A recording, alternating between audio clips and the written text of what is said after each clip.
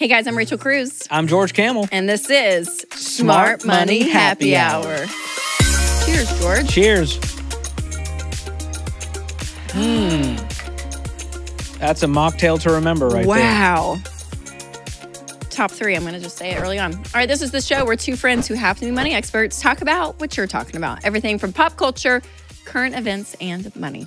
And today we're talking about whether or not the grass is greener when you grow it yourself on a homestead. On a homestead. That's right, George. Let's just get some billowy dresses and milk some cows and churn some butter.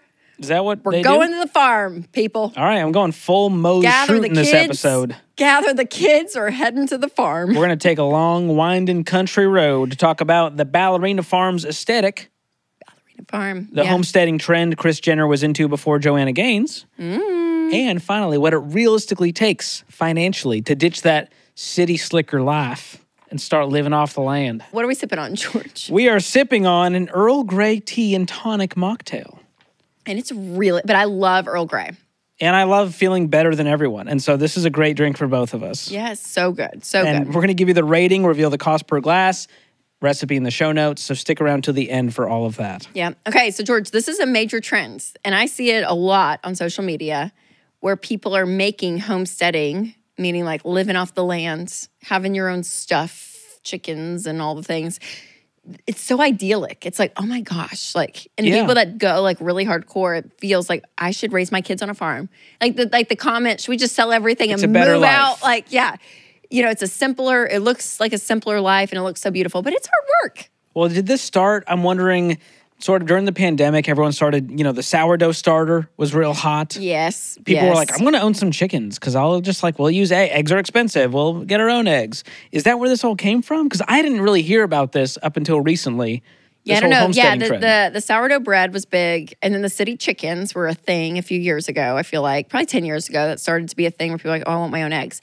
And then it just started multiplying and people wanted land. And then they wanted to do gardening became a big thing, I feel like. And I mean, you got into it.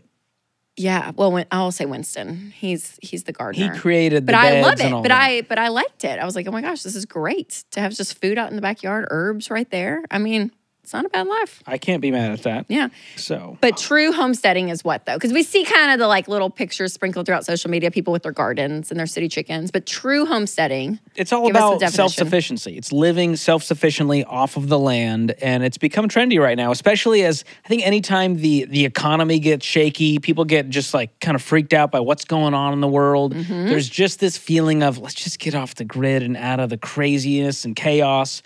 And let's just live a life where we're not reliant on everything else. That's right. It's kind of this goes back to this freedom, simplicity. Yes. And then you watch people. So you mentioned Ballerina Farm. She's a mom in Utah. And they have I don't know, probably 5, 6, 7 kids on a true farm. I mean, she goes to the cow. I mean, she films herself milking a cow. And she just drinks it out because true cow's milk, unpasteurized, all of it is supposed to be the best for you. She goes and she makes mozzarella. But hold on, isn't it room temp? Oh, yeah, probably. But see, this is it, George. You got to live off the land. And then she makes her own mozzarella cheese and she does this. She makes her own, she has all her own sourdough bread. She'll make chicken parm from scratch. She'll slaughter the chicken. Everything. Yeah, they do it all.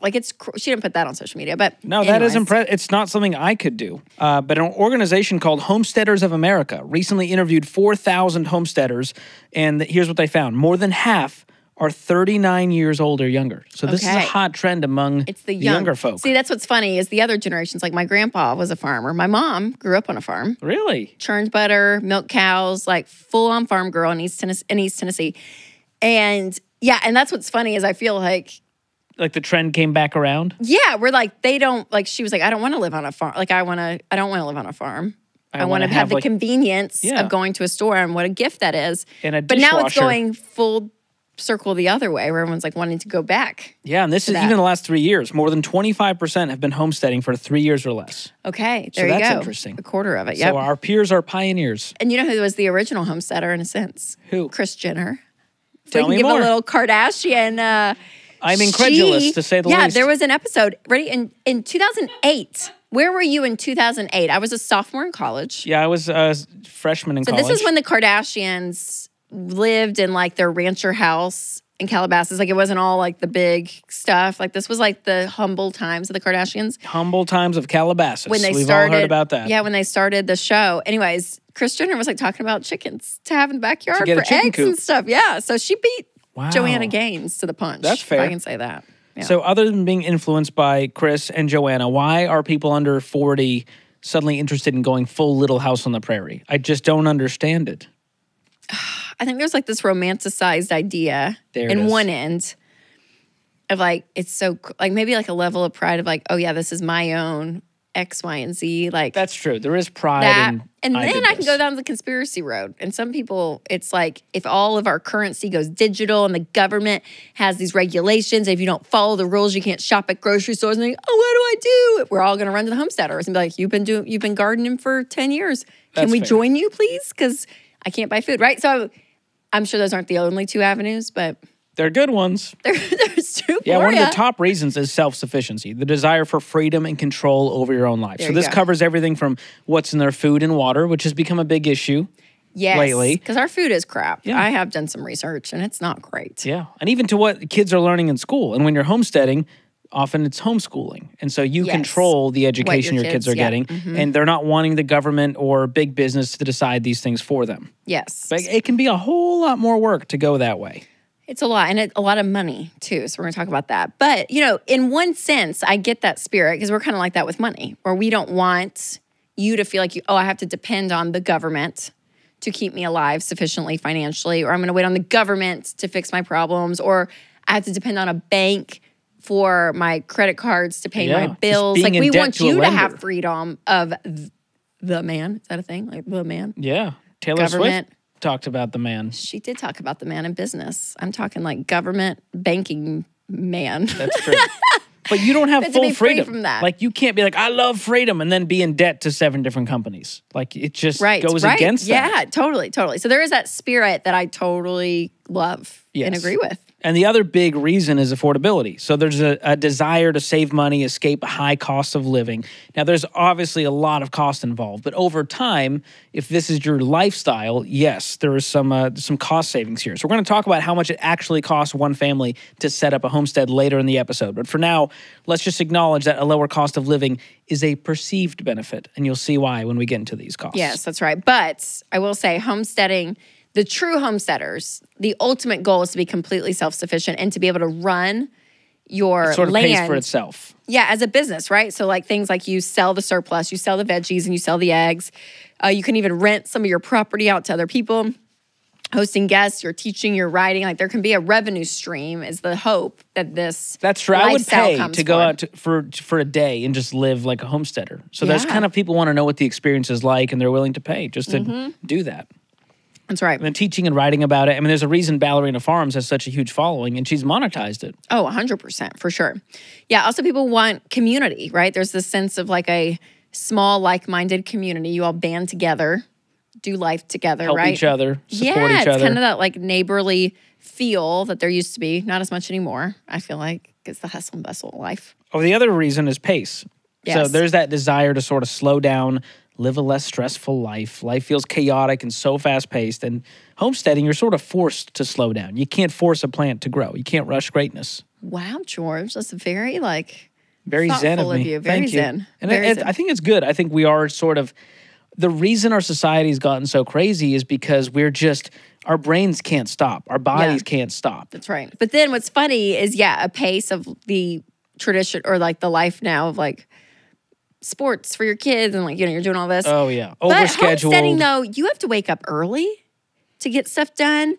Like, there's a lot of work involved. Like, the pace may just look different, though, right? Yes. Because there's still a level of You're just not hard work. driving around all day and tapping at the keyboard all day. That's right. Instead, you're churning the butter, Churning butter. Yep. making the ice creams. Another is better food, George. Which That this is true. And this is a benefit. You can't even argue this. Yeah, when you're growing your own food and I was going to say slaughtering your own cows, but I guess that's what it is. It definitely. Now, I've asked John Deloney about this because he likes to hunt and he likes to be sort of in touch with his food and nature, and I think it's a very noble thing. But he finds it to be a beautiful experience. I'm not there yet. Yeah. Like Have you he'll teach his ever son, like, hunted? son, this is what we're eating. And like, Have you ever hunted and ate what you hunted, George? No one has invited me. Okay. So the answer is no. I think they don't want to have their day ruined, is the truth. But I want to go. I've shot a few weaponry in my time. Okay. But I've not hunted. Okay. I don't know that I could do it, honestly. Yeah, I get that. And it's not a moral thing. I can't imagine just being like, and bye-bye. Yes, I know. But it's the circle of life. But I do to kill a degree. every spider I see, so I'm not a good person. I want to put that out there. They're like, no, that's one of the good spiders. I'm like, well, it's in my house, trespassing. Get it out of here. Get it out of here. Also, exercise and active lifestyle. It's true. pretty intense. There's some labor involved when I it would comes be in to this. much better shape if I was a homesteader and much more tan. I have noticed vitamin Winston has D. gotten more tan. I think he's been getting out more. He does, yeah. He's out and about, George. Not in the office. Gardening, working on his rock walls, a lot of things. That's impressive. That's all he does. No. So yeah, you basically have a free outdoor gym thanks to nature and That's hard right. work. Yes. Which is good because sedentary lifestyle also linked to a lot of diseases. But this is also really intense. This is some back-breaking work. That's right, for sure. As they used to say. Yeah, and you get some time in nature. You're out in the world. That's good for your mental Right, health. it is good for your you. spiritual It's wellness. just you're out. Okay, so that's the dream, George. A simpler, slower, healthier, more affordable life. You're really selling me on this. Honestly, I thought I was going to have a real, bad attitude towards this idea. And now I'm kind of like, I'm in. Yeah. Well, we have some coworkers who homestead or they have family members. So we asked them, like, what does this exactly look like? So, like, what your child's chore list is when you're a homesteader, it's more like going to get eggs from Picking the berries? chicken. Yes. Run in the greenhouse? Go to the greenhouse and get the. What are your do you kids know currently this doing? quote? Y'all probably don't. It's just reminding me of it. Go fetch a chicken. Do you know that quote from a movie? Is that a quote? Ever After? Anybody? Just go fetch a chicken. That's what I was about to say. That's what the children do. Just go fetch a chicken. You ever tell that to your kids in a real mean way? Just go fetch a chicken. When Charles is acting up, you're like, go fetch a chicken. Go fetch a chicken. Yeah. So there is something with your kids involved in it. I think that feels great, right? Like, because my kids, and they it's learn like, responsibility too. yeah. And my kids, it's like unload the dishwasher, clean your room. But when you have to go and like collect the eggs, like there's something special about that. And there's something cool when your kid isn't like, I want a new video game. And instead they're like, Mom, can I get that beekeeping gear? There's something adorable and noble about that. Just something real sweet about that. Yeah. What part of homesteading do you think you'd be the best at? You would Herbs. excel. Herbs. So you're in charge of herbs. Herbs. Not cilantro, but other herbs. I'd be real good at rosemary. Do you have like a cilantro Cilantro's trauma? here is so hard. I've tried cilantro a lot, and it's just not good. Apparently, it's when I plant it. I plant it too summery. But I got rosemary. I can do parsley. Give me the herbs. I'm the herb lady. Herb in the queen. homestead. What about you, George? What are you going to be? What's your contribution to our homestead? Whatever involves the least amount of manual labor. Well, you got to have a role. I will say I am domestic in that I enjoy organizing and cleaning. So I would keep the the barns, greenhouse. the farmhouse, the greenhouse. It would be tidy. It would be pristine. Okay. What else are you going to do? I think that's enough. Lindsay, That's a big what's job. your role on the homestead? I would be like sous chef for whoever's cooking and just help them. Oh, that would be good. You'd be a good helper. Thank you. I think driving a tractor, there's something about that feels nice. Just going in like a line and like turn, going another line. Have I a good could handle podcast that. on Yeah. in the tractor. Maybe listen to Smart Money Happy Hour and be like, oh, that was a good line, Rachel. That was good. Yeah. Getting the wheat.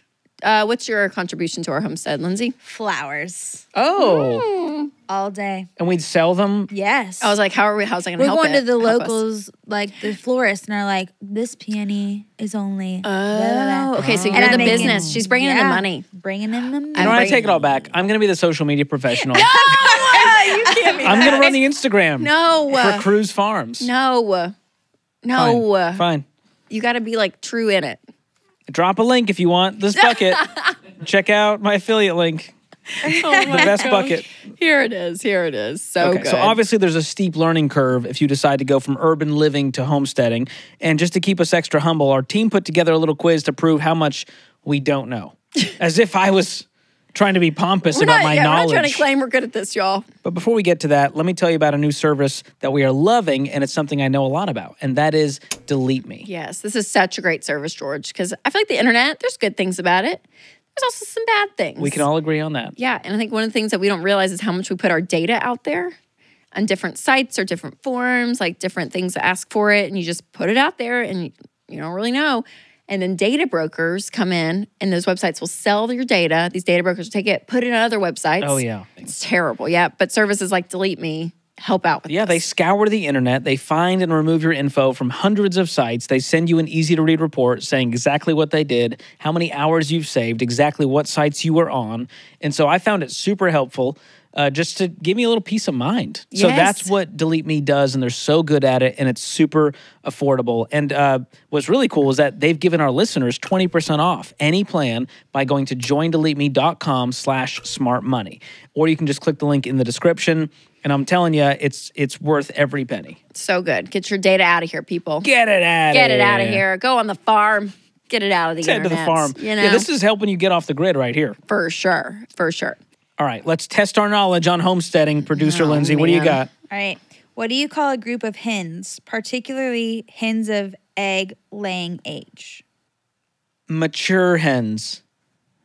Egg delicious hens. I don't know. Wait, this isn't like a dad joke. This is the real This name? is real. I don't even know. Am I going to say it wrong? The fertilized hens. It says a group of hens, so right? You want the name of the group of hens. Yeah. A cackle. I'm going to go with a cackle Oh of my hens. gosh. Okay, what is it? It's a brood. A brood. A brood of hens. All right. I feel like cackle was pretty close. All right. Next. Okay. What's the classic way to tell if an egg is fertilized? This is for you, Rachel. Has a baby chick growing inside without cracking the shell. Classic Oh, how do way. you So what's the know? fastest way to tell? Yeah. I don't know. I'm gonna go color. I'm going to go okay. if it floats. Which is, I get what you're saying. A floating egg. Yes. Floats to the It's- bottom. What is it? Is it probably color? Is it It's color? not that, no. It's hold the egg up to a bright light source and look for blood vessel or embryo growth details through the shell. Oh. It's like holding a folded piece of paper up to the light. It's called kindling. Wow. We're learning a lot here. Oh my gosh. Okay, this feels right. Good Okay, to know. ready? I'm feeling like Next I'm on the one. right path. Yes. What's the average price of a Holstein dairy cow? Average price. Okay, I'm going to go just dairy cow. It's not for meat. Just dairy. I'm Just going dairy- 3,500. I was going to go $5,000. Wow. No, it's 1,500 to 2,100. Oh, So guys, you could get some. What a steal. You could get What a some cows. You could have each gotten the one price for of that, milk that these price days. you're- What a steal. Now, could I train it to produce oat milk? Okay. That's the question. Oh no. Oh gosh. Okay. Where's the non-dairy cows? You know what I mean? Like, I think it's time. Totally. Like, we GMO some cows to produce, like, hey, this lever, almond milk. This lever for soy. Okay, we're moving on. This is like biology 101. I can't right. even. I'm innovating. I can't. Name one farming task that a tractor is used for. Tilling. Okay.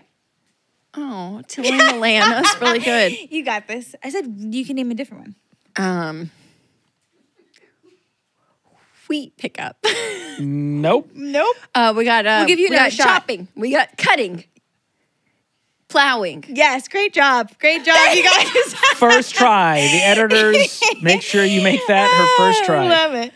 How does a greenhouse stay warm? The sun. No, it's not the sun. The It's- humidity of the water in the sun. It's the photosynthesis.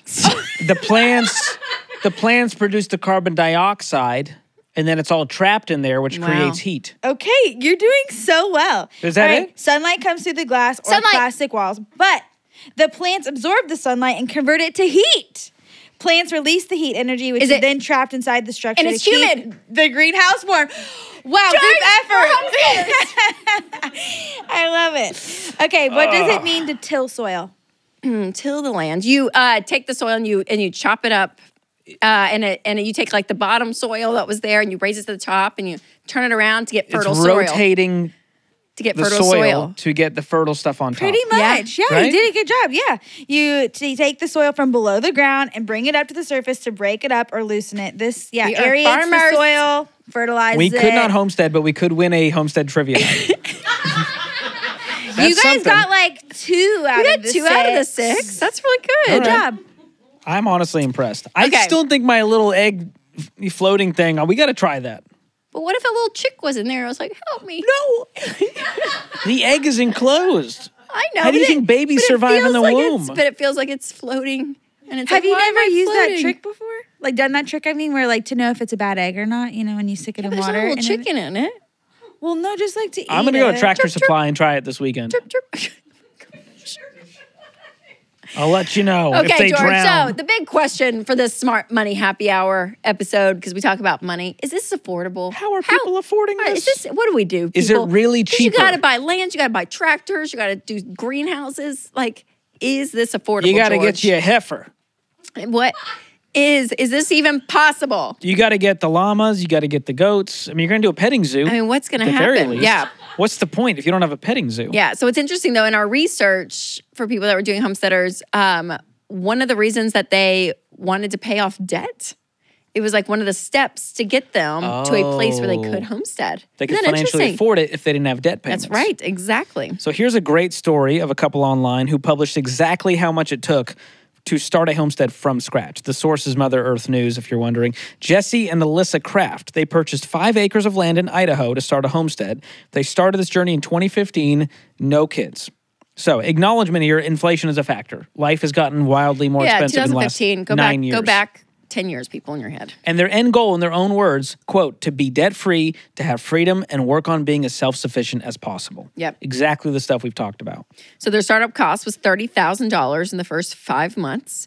And that was land, that was $45,000. RV was $2,500 because they were going to live in that while they were going to build a house. Okay. Pickup truck $1,700, a generator $2,300, land development $7,000. They had to get a permit, septic installation, all of that, and then tools and materials $9,000. That's just the initial setup, George. And I'm just looking at these numbers going like, this feels like it would be 10x the cost today.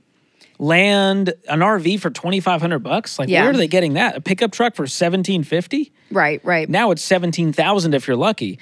And so I think a lot of these costs, now they may have really done it wisely, got really old used stuff. Totally, yes. Nothing fancy. Yes. But I think for most people, it would be 5 to 10 times the cost. And for instance, they had to go into town to get water. So if you drilled your own well, it would cost on average $5,625 to build a home. Just the foundation is around 10 grand to do that. And again, some people use solar energy to generate powder or and turbines. this is not even including the purchase of any animals. No cows, no beekeeping gear. That's right. Yep.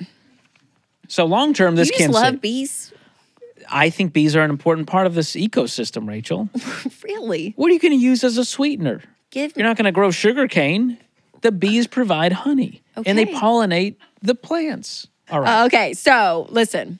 The idea here is long-term homesteading is supposed to save you money, right? Because you're supposed to be able to make money off the business of what you're creating. You're not having to go buy all your food, all of it. Like, it is a self-producing situation that you're in.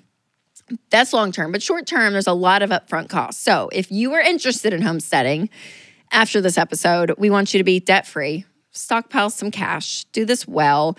If you're going to be building a home out on your lands, do it wisely around the Ramsey principles. I think it's really important. Yeah, don't take on a giant mortgage you can't afford to make this work. Yep. And for a lot of people that homestead full-time, one of the spouses, if it's a couple, one of them kept their full-time job, like working, right? Until they were self-sustaining. So again, I think it's like this dream of like, let's just go and do this. But the startup costs to like get it all going and doing it completely just on your own, it can be expensive. So if you're going to do it wisely.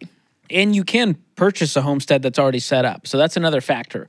I'm pretty lazy, so it's probably what I would do if I was going to go about it. It's probably more expensive though, but less hassle and it's faster, and you can just jump into it. There you go. So there's a lot of factors here, and I wonder how many people stick with it over the long haul. I agree. Like, is this, hey, we did this for 5 or 10 years while the kids were young, or is this once you get into it, you never get out? I know. It's so true. So I'm curious. Okay, so what's your pros and cons, George? If you were to Ooh. give me your top reason why you would homestead and your top reason why you wouldn't.